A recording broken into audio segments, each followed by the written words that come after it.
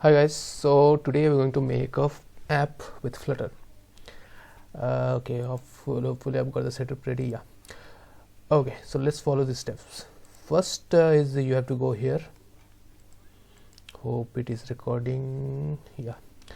Okay, you have to go here and you can download this file from here. Now say you have you are some nerdy computer user and you have Linux installed. I mean, why would anyone do that? Just kidding. I love Linux, so just kidding, it was a joke. So what you have to do is go into this install. You can click here as well and choose your OS. It is now available for Chrome OS as well. Earlier it wasn't, but now it is. And just download this file. I mean, everyone can download the file, right? So when you download this file, you'll get the same name, Flutter Windows 1.2 to 2.5. Now with this name, some of you might have a problem with while extracting. This is a long name, so while extracting things might happen. I don't know why this issue is caused, but you'll get some error which says that the name is too long or something like that. Okay, so it is not 1.3 GB, it is 128 MB, but on extracting it will be something like 1.3 GB. Okay, so you can extract this. I should have extracted it before starting the video, but anyway, you guys can skip ahead. Is it stuck? Okay. And parallelly I have opened this emulator, Android emulator from Android Studio. So one thing you need to know is you need to have Android Studio installed. Basically you need to have the Android SDK installed, but it is bit confusing if you install just the SDK. Android Studio helps you install it in a very easy way. So I recommend, if you are beginning out with it, just install the whole Android Studio. You'll get an emulator as well. And if you're an advanced user, you can just download the parts that you need based on your research. Anyway, once you have Android Studio installed properly, we should not need any other dependency for using Flutter. Okay, so now we're downloading just the Flutter.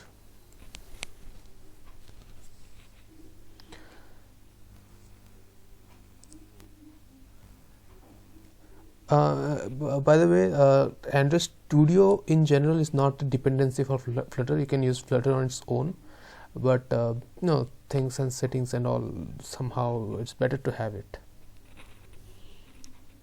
I know I'm confusing you with it, but just have it while you're beginning. Once you are advanced enough, you can just install whatever you need based on your research. By the way, the editor doesn't need to be Android Studio. You can use any editor. The most popular one is VS Code. I'm not going to code anything, but if I would have used VS Code as well. So let's see. 5 minutes and 30 seconds. You guys definitely need to skip ahead. Okay, anything else?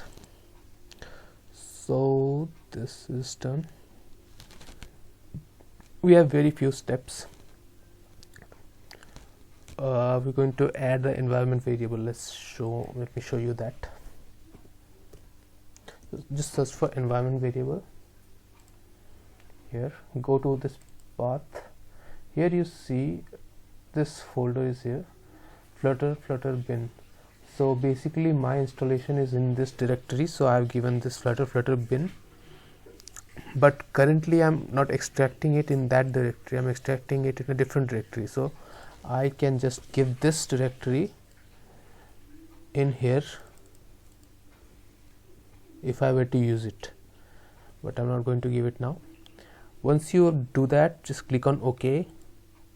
I'm doing cancel, but you have to click on OK, then once more OK. I'm doing cancel again, and after that OK again, and you should be good to go. So that is your installation of Flutter. And why you need to do that is, basically if you see, I can access Flutter from any folder.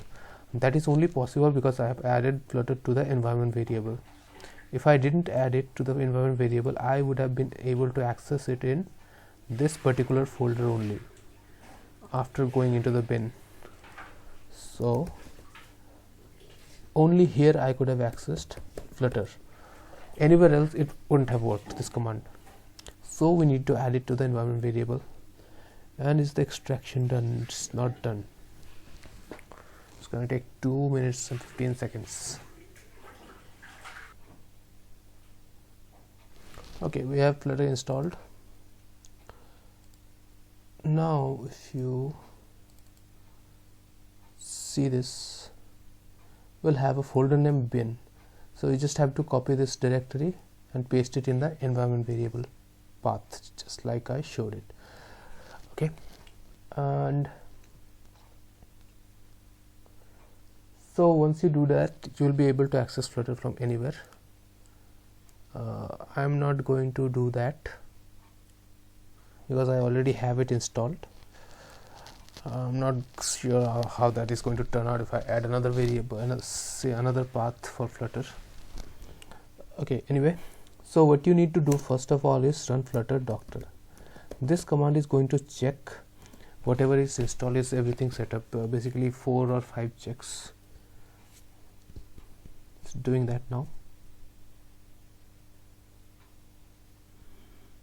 So just show the channel, that is 1.17 is the version, but kindly note the one I downloaded is 1.22, so it is using the main installation.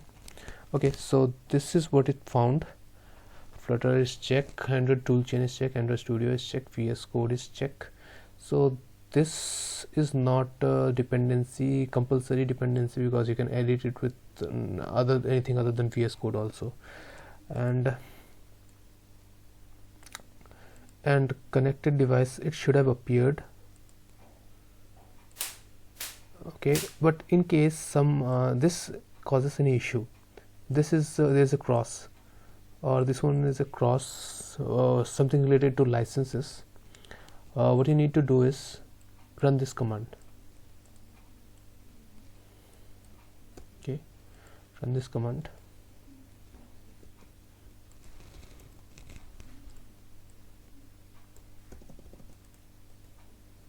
Run this command and it will recheck the ask you to accept the licenses once more.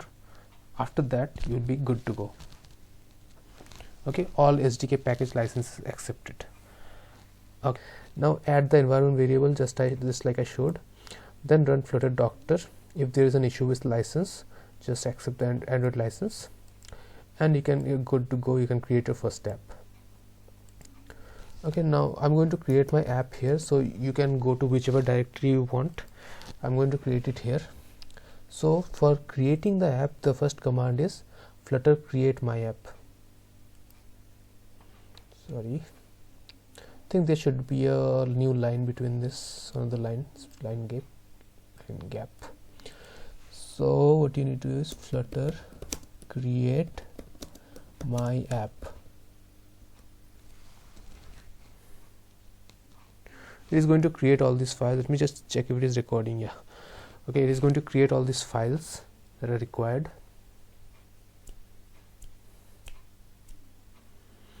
And that's it. So then what you have to do is cd my app. You basically going into the directory that is just created. Then flutter devices. Flutter devices will check if any device is installed. One device is connected. Okay, so now since it is connected, you can just type flutter run. Once you type flutter run, it's going to build, and the first time you build it, it will take a lot of time because it's going to download a few things, and internet is should be connected because it's going to download the libraries. After first time, it's going to be faster, and after after downloading, then compiling, then building, it is simply going to pop up the app in the connected device. Now this device can be emulator as well as a physical device. If you have a physical device, it's good to go, and you don't need to worry about the operating system version of the physical device in Flutter, because Flutter runs the same in all operating systems. So it is a layer over something complicated, but it basically looks the same in whatever version of device you run it in.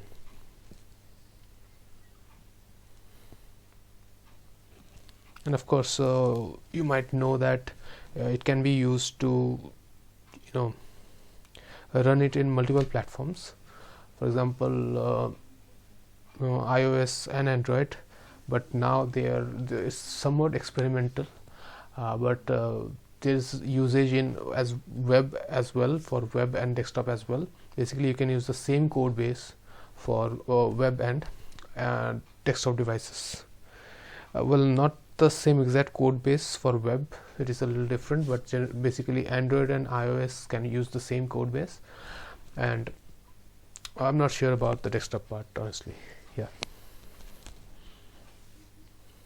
So getting an error called parameter format not correct. I'm not sure why I never got that. Anyway, let's wait till it gets built.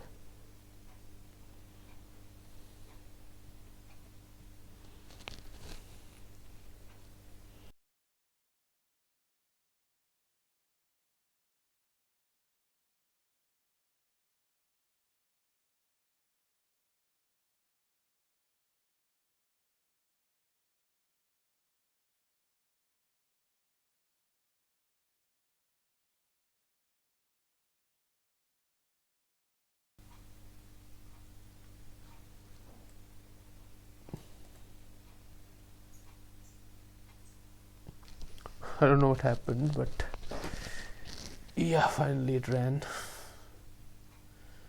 Okay, finally it ran. So I ran into some error here. It was taking too much time in here. I just did a right click and it worked. I don't know why. Anyway, okay, so this is our app ready in the device. If we click this, it's going to increase the count just as the code says. Okay, you can see it is debug, that is, it is in debug mode, and I'll show how to generate a release build in part 2. Let me show you the code.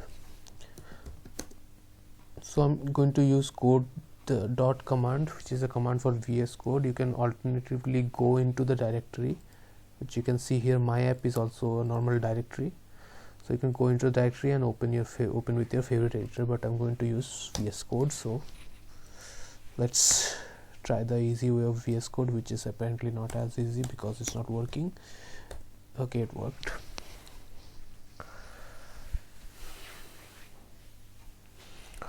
Okay, here's our app. So this is the main what is that called, entry point, or yeah, entry point of the application, and it contains all the logic. For example, you see the logic for increasing the counter on tap. This increment counter function is being called when we press this on press. This is a floating action button that is created using widget. Everything is widget based. So that's that.